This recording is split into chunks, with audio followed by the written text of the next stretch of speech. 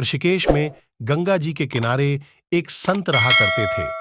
वह जन्मांध थे और उनका नित्य का एक नियम था कि वह शाम के समय ऊपर गगनचुंबी पहाड़ों में भ्रमण करने के लिए निकल जाते और हरि नाम का संकीर्तन करते जाते।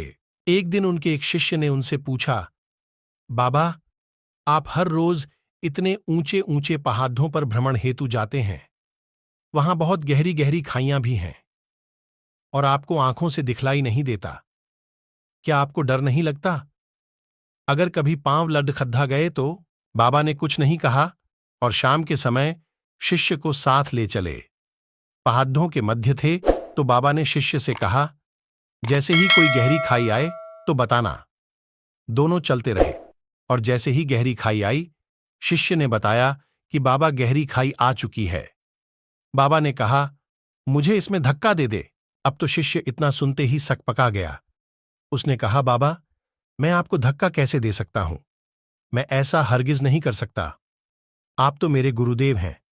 मैं तो किसी अपने शत्रु को भी इस खाई में नहीं धकेल सकता। बाबा ने फिर कहा, मैं कहता हूं कि मुझे इस खाई में धक्का दे दो। ये मेरी आज्ञा है और मेरी आज्ञा की अवहेलना करोगे तो नर्कगामी होगे। शिष्य ने कहा, बाबा, मैं नर्क भोग लूंगा, मगर आपको हरगिज इस खाई में नहीं धकेल सकता।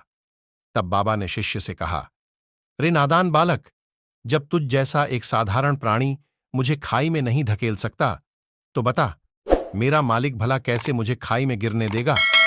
उसे तो सिर्फ गिरे हुओं को उबारना आता है, गिरे हुओं को उठाना आता है। वह कभी भी किसी को गिरने नहीं देता। वह पल पल हमारे साथ है, बस हमें विश्वास रखना होगा उस पर।